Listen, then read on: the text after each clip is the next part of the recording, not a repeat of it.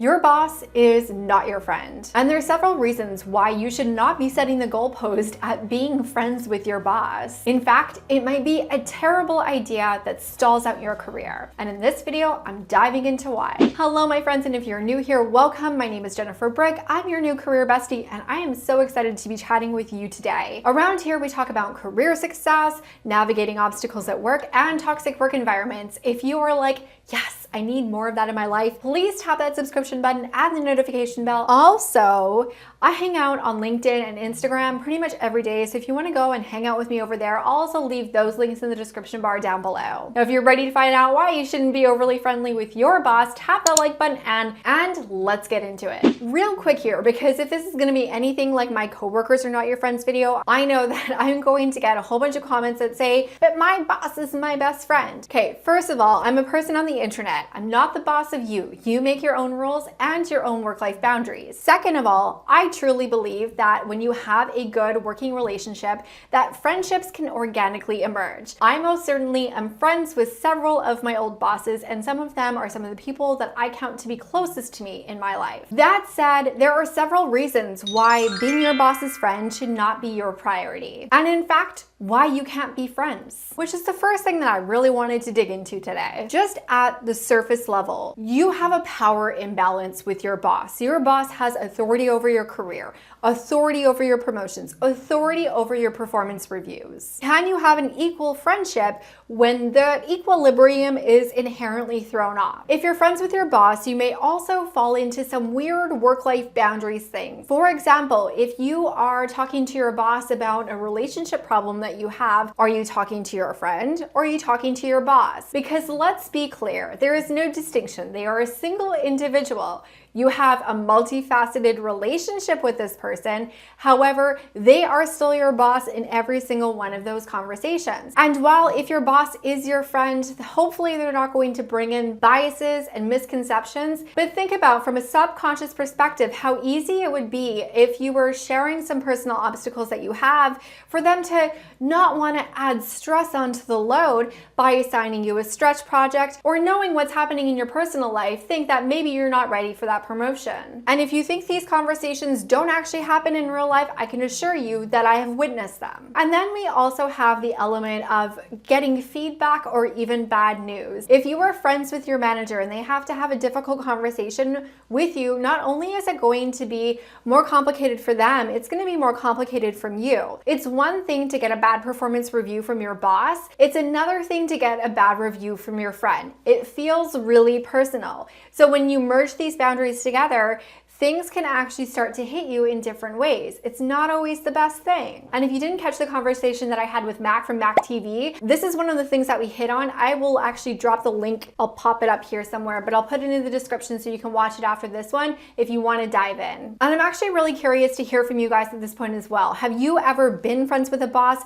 Has a boss that you worked with ended up becoming one of your friends? Let me know in the comments down below. Now, I know that since I'm the mean lady on the internet who's telling you that you can't be friends with your boss, you're probably left wondering, Jennifer, what kind of relationship should I have with my boss then? It's great that you bring that up, my friend, because that brings me directly into my next point, which is that you should have a positive and productive relationship with your boss. Now, if you guys have been hanging out here for a while, you know that I am a big fan of fostering positive and productive relationships, both with your coworkers as well as with your boss. Because ultimately, when we think about the relationships and the dynamics that we have at work, we don't need to be friends with anyone we work with. Heck, we don't even need to like anyone that we work with. However, there are a few things that you need to strive for in the relationship in order for it to be positive and productive. First of all, you need to establish relationships that have a foundation of respect.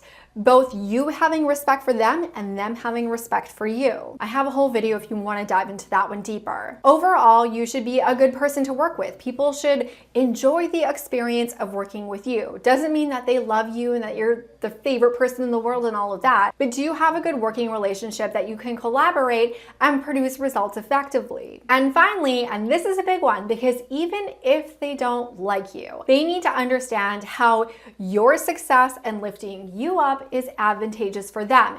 And this is especially important with a boss, because especially when you get overly friendly with a boss, they might kind of become dependent on you. Maybe you're like their emotional support person on the team that they can take their frustrations out about what is happening. Or maybe there is some kind of dependency that they really feel like you're the person that they can turn to for the really important things. And because of that, and because of the friendship, you might feel like you need to stay on the team, and they may also feel like you need to stay on the team, and that is not where you want to be if you're someone who wants to advance in your career. And in fact, this very dynamic and the fact that you are friends with your boss can end up creating career stagnation and even a toxic work environment. I recently worked with someone who was very close with her boss, like personal friends, their kids play together, they have birthday parties together and all of that stuff. They were very close. However, because of that strong friendship that she had with her boss, he didn't take her experience and her feedback as seriously,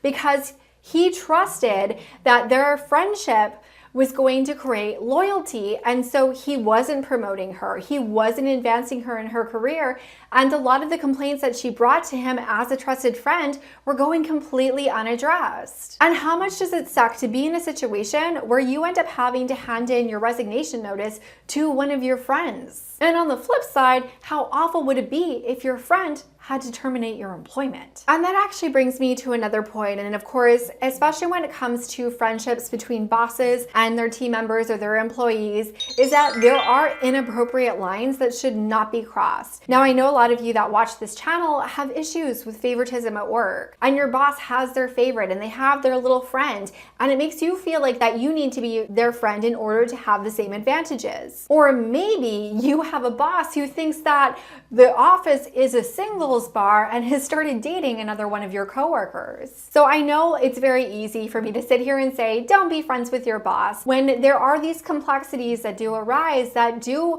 create an unequal playing field and result in favoritism and unfair promotions and all of those things, and exactly how frustrating those things are. However, those are workplace politics things that you need to deal with separately, and becoming friends with that boss doesn't necessarily solve the problem. Again, build the positive and productive relationship, like play those politics in that way. And on the other hand, if you really enjoy working with your boss and you do end up becoming friends, that's, again, it's okay too. It is something that does happen. I just think that when you're setting out, I know way too many ambitious professionals who try to befriend leadership when that's not necessarily the relationship that is the most advantageous for them, and it's not necessarily the healthiest relationship for them. Now, that said, when you are dealing with things like favoritism and only your boss's little best buddies are the ones that are getting ahead and getting all of the opportunities, then you have a different issue at hand. And in that case, you need to figure out if you have a bad boss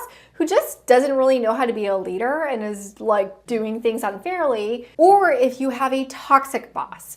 And that is someone that is somewhat pathological, because how you deal with your boss when those dynamics are in play is going to depend on what type of boss you have. Now, if you need to figure out who you're dealing with, go and watch this video right now where I help you figure out if you have a bad boss or a toxic boss. Now, if this video helped you figure out if you should be friends with your boss or gave you a different perspective about friendships at work, give it a like. It really helps my channel and it makes you my favorite career bestie. If you haven't already, while you're down there, consider subscribing, and I will see you in the next video. As always, thank you for watching. Bye for now.